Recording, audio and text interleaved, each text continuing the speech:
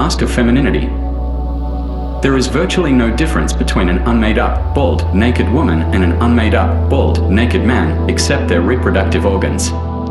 Any other difference between them is artificially produced. A man becomes a man because he develops his intelligence and, through its development, his productivity. His appearance changes very little.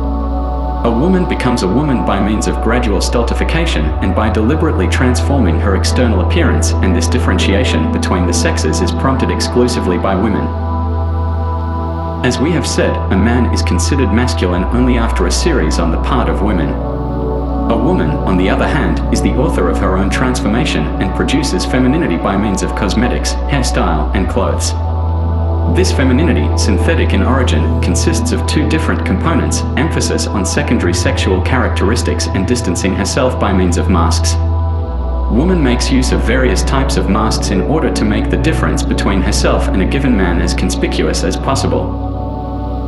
The first component serves to make her desirable to man, the second to make her mysterious to him. She herself thus creates the equivocal, unknown opposite sex, making it easier for him to accept his enslavement. Thanks to the wide range of possible transformations each woman can offer a man, and a real woman varies her looks just a little every day, she keeps him in a state of constant bewilderment. While he is still trying to find yesterday's woman in today's, she gains time to achieve her own ends. She will maneuver the man into an untenable position, all the time skillfully distracting his attention from the stench of a rotting mind beneath the pleasing mask. Woman regards her natural self merely as the raw material of a woman. Not the raw material, but the end result has to be judged. Unmade up, without curls and bracelets and necklaces, women are not yet really present. This explains why they do not mind running around in curlers or with cold cream on their faces. It is not they at that stage, they are still occupied with the process of becoming them. They succeed with this sort of make-believe all the more easily because they are not hampered by any kind of intelligence. No effort is so great that woman will not make it in order to achieve this metamorphosis. No makeup can cost too much or take too long to put on when it is a question of the final product which will distinguish them so markedly from men. By rubbing cream into their skins they make them smoother than men's.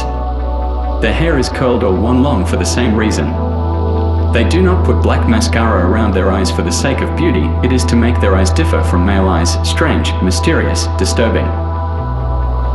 All this was the original purpose of the female masquerade, but it has almost been forgotten now. In the course of the last few decades, the average middle-class married woman has developed from a rather busy domestic servant into a kind of demi-mondaine, well padded with the comforts provided by men. As a result of this, her former games, which were for the specific purpose of transforming her appearance, have become an end in themselves. And since amusing themselves with their own bodies is their favorite game, and well-to-do middle-class wives frequently have nothing else to do, they occupy themselves in this way. What is more, they are encouraged to do so by men. After all, it is men who manufacture their cosmetics, design their fashions and hairstyles, and make a living by doing so. They do their best to provide these women with new variations, helped by the editors of women's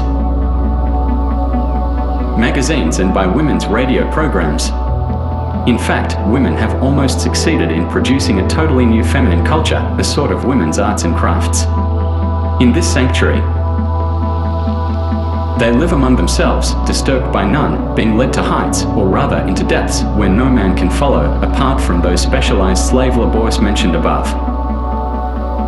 Take care your lips stay smooth, advises, for example, one well-known magazine, this to a woman who complained of badly chapped lips. Brush your lips daily with a wet toothbrush and use a lip salve with regularity. Never use pearl lipsticks, they settle more easily into the cracks. Don't forget to take your measurements, the editor goes on to advise all women.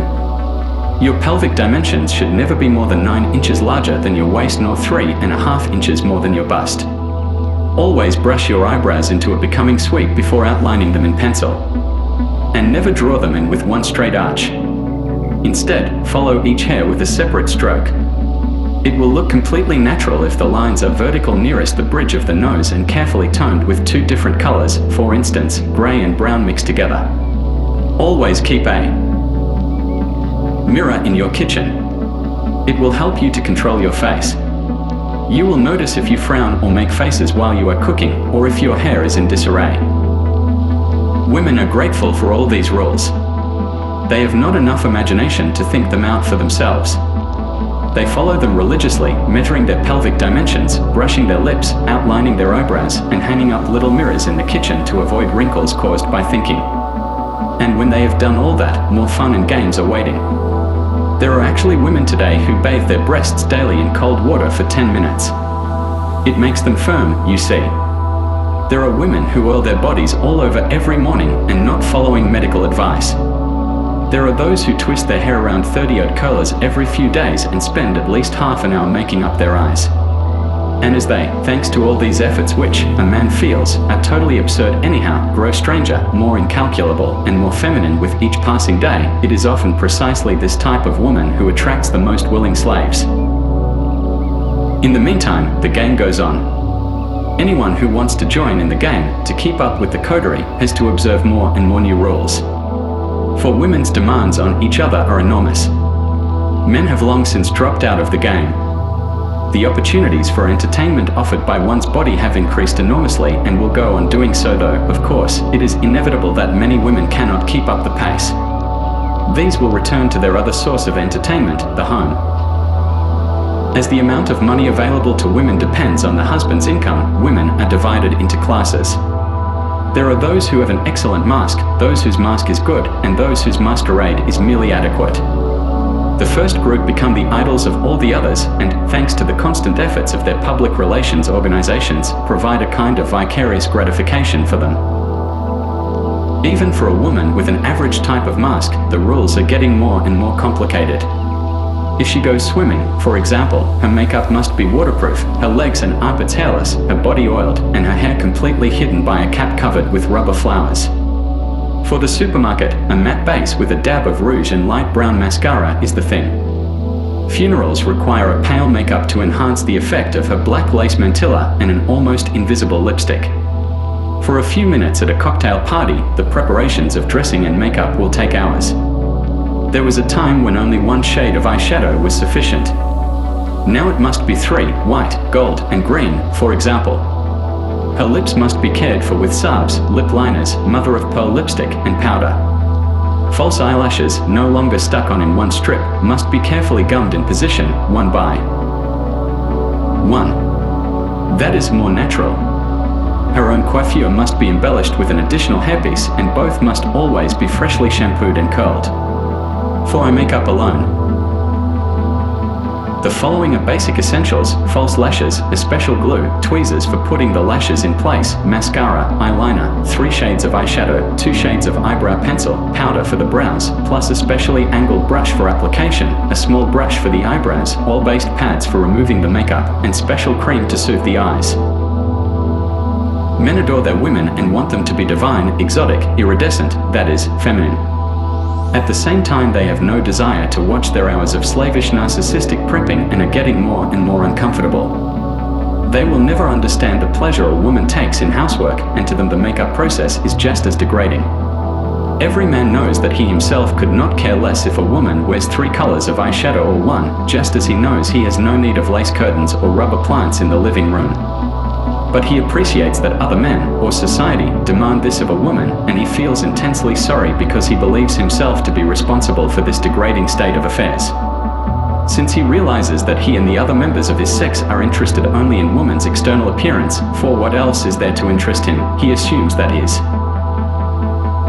wife's tireless efforts to make herself into an object of desire and to create a certain mystique by means of makeup, which, however, should not be exaggerated, are the signs of an excessive zeal to please him. Of course he feels guilty and rather touched. Thanks to his primitive needs, he believes that he is making woman into this object of his desires. He believes he is suppressing all her worthwhile qualities, which are, in fact, nowhere to be found. As usual, he is missing the truth by a hair's breadth. It is in his own interest to deny the fact that this whole development is tantamount to the highest level of feminine culture, and that women do not, by means of fashion and cosmetics, make themselves into objects, but rather their ceaseless preoccupation with such matters corresponds to the mental activities of infinitely primitive subjects. And there is something else he does not know. A woman does not only recreate herself from day to day, so to speak, getting further and further away from her true self, just for the sake of entertainment. This cult satisfies her minimal need for a religion as well, a need which, as we have already seen, depends on her low level of intelligence. Every step in this process of transformation requires a totally neutral critical observation of self. It forces a woman to regard herself constantly with the eyes of a female stranger and to test the result of her labors in terms of that onlooker's eyes 1,000 times a day. If the transformation is a success in those critical eyes, if it passes criticism, she can, still in the eyes of this stranger, indulge in unrestrained self-admiration. Thanks to this trick, she is, as it were, in a position to worship at her own feet, and is therefore to a large extent exempt from every system designed to satisfy a man's pleasure in non-freedom, systems such as ideologies, religions, or glorifications of some other being. Women are so preoccupied with self and with beautification that men have come to the logical conclusion that, even if women paid any attention to them, they would never be considered handsome. There is an old saying that men do not need to be good-looking, men will, without arrière-pensée, repeat this piece of wisdom. But even if he made an effort, woman would never find men handsome. How could woman, who takes such pleasure in her own ridiculous masquerade, appreciate an unmade-up, conventionally dressed man?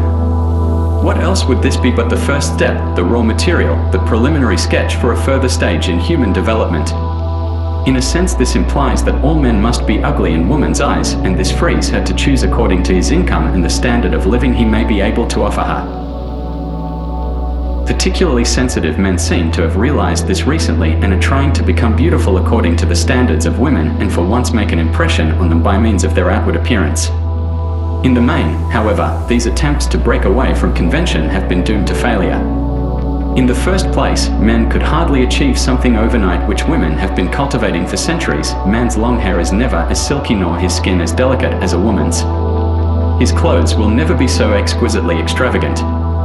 And, in the second place, the vast armies of enslaved men have thrown these deserters out of their ranks and shut them off from earning a proper living. Today there are few men who wear a mask.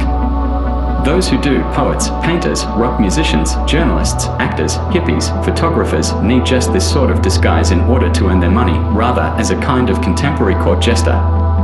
Of course, most of these men have a woman around, someone to put his earnings to good use. A poet has his muse, a painter his model, a rock musician his groupie.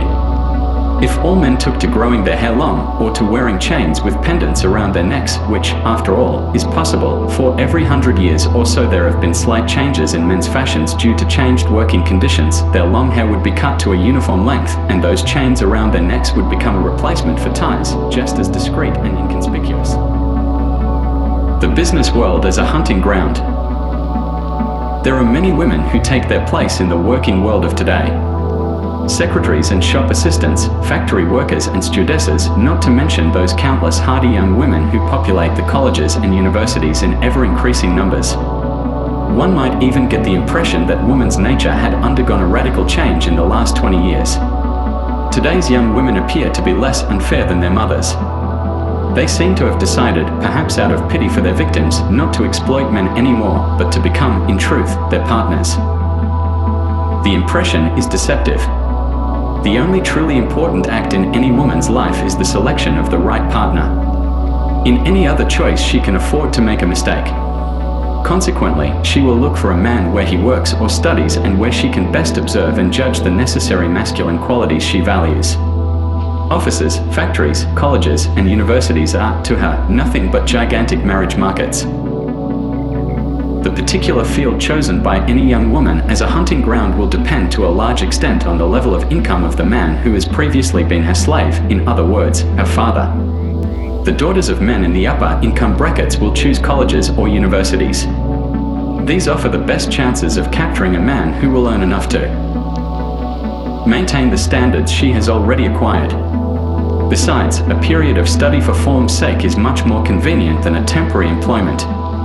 Girls from less well-off homes will have to go into factories, shops, offices, or hospitals for a time, but again with the same purpose in mind. None of them intends to stay in these jobs for long. They will continue only until marriage, or, in cases of hardship, till pregnancy. This offers women one important advantage: any woman who marries nowadays has given up her studies or her job for the sake of the man of her choice, and sacrifices of this nature create obligations. Therefore, when women work and study, it merely serves to falsify statistics and furthermore to enslave men more hopelessly than ever, because education and the professions mean something very different when applied to women as opposed to men. When a man works, it is a matter of life and death, and, as a rule, the first years of his life are decisive. Any man of 25 who is not well on his way up the ladder can be considered, to all intents and purposes, a hopeless case. At this stage, all his faculties are being developed, and the fight with his competitors is a fight to the death. Behind a mask of business friendship, he is constantly on the watch for any sign of superiority in one of his associates, and he will note its appearance with anxiety. If this same associate shows signs of weakness or indecision, it must be taken advantage of at once. Yet man is only a tiny cog in a gigantic business machine, he himself being in effect exploited at every turn. When he drives others, he drives himself most of all. His orders are really orders from above, passed on by him. If the men at the top occasionally take time to praise him, it is not in order to make him happy, it is only to spur him on, to stimulate him to greater effort. For man, who was brought up to be proud and honorable, every working day is merely an endless series of humiliations. He shows enthusiasm for products he finds useless, he laughs at jokes he finds tasteless, he expresses opinions which are not his own. Not for a moment is he allowed to forget that the merest oversight may mean demotion, that one slip of the tongue may spell the end of his career. Yet woman, who is the prime cause of all these struggles and under whose very eyes these fights take place, just stands aside and watches. Going to work means to her flirting and dates, teasing and banter, with the odd bit of labor done for the sake of appearances, work for which, as a rule, she has no responsibility. She knows that she is only marking time, and even if she does have to go on working for one reason or another, at least she has had years of pleasant dreams. She watches men's battles from a safe distance, occasionally applauding one of the contestants, encouraging or scolding, and while she makes their coffee, opens their mail, or listens to their telephone conversations, she is cold-bloodedly taking her pick. The moment she has found Mr. Right, she retires gracefully, leaving the field open to her successors. The same applies to university education. American colleges admit more and more women, but the percentage who actually complete their courses is less than before the Second World War. They sit happily in lectures designing their spring wardrobe and between classes flirt with the boys. With their scarlet nails carefully protected by transparent rubber gloves, they play around with corpses in the dissecting rooms, while their male colleagues realize their whole future is at stake.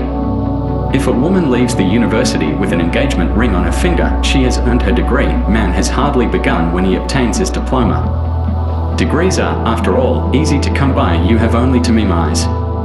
How many examiners can tell the difference between real knowledge and bluff?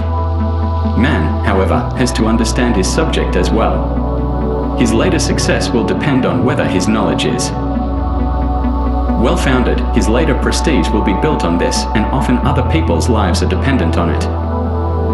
None of these battles exists for woman.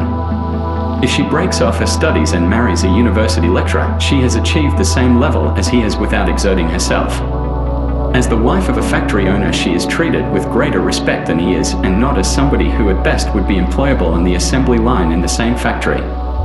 As a wife, she always has the same standard of living and social prestige and has to do nothing to maintain them, as he does. For this reason, the quickest way to succeed is always to marry a successful man. She does not win him by her industry, ambition, or perseverance, but simply through an attractive appearance.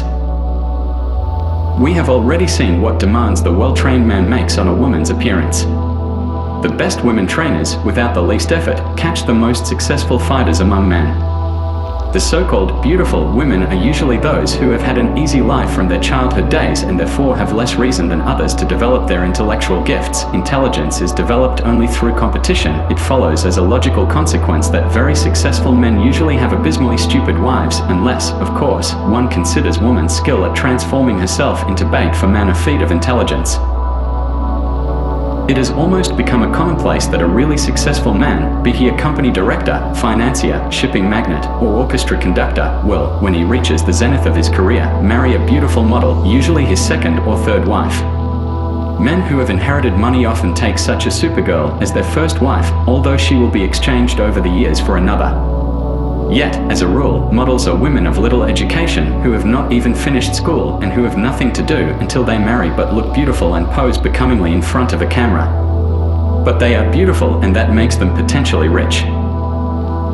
As soon as a woman has caught her man, she gives up her career for love, or, at least, that is what she will tell him. After all, he could hardly be flattered by the thought that she had been saved in the nick of time from having to sweat her way through examinations. He would much rather get drunk on the idea of the love that knows no compromise which this woman pretends to feel for him. Who knows, he thinks, she might have become a famous surgeon, celebrated prima ballerina, brilliant journalist, and she has given it all up for him. He would never believe that she preferred to be the wife of a famous surgeon, to have his income and prestige without having either the work or the responsibility. Therefore, he resolves to make her life at his side as comfortable as possible to compensate for her great sacrifice.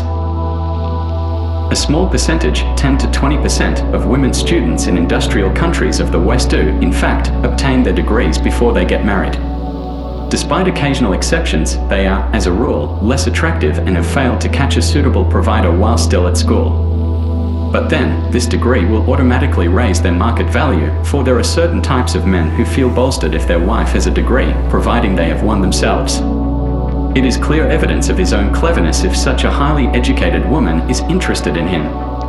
If by chance this female mastermind happens to be sexy, he will be beside himself with joy. But not for long. Even women doctors, women sociologists, and women lawyers sacrifice their careers for their men, or at least set them aside.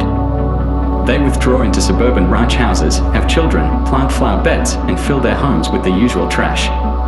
Within a few years, these new entertainments obliterate the small amount of expert knowledge, learned by rote, of course, and they become exactly like their female neighbors.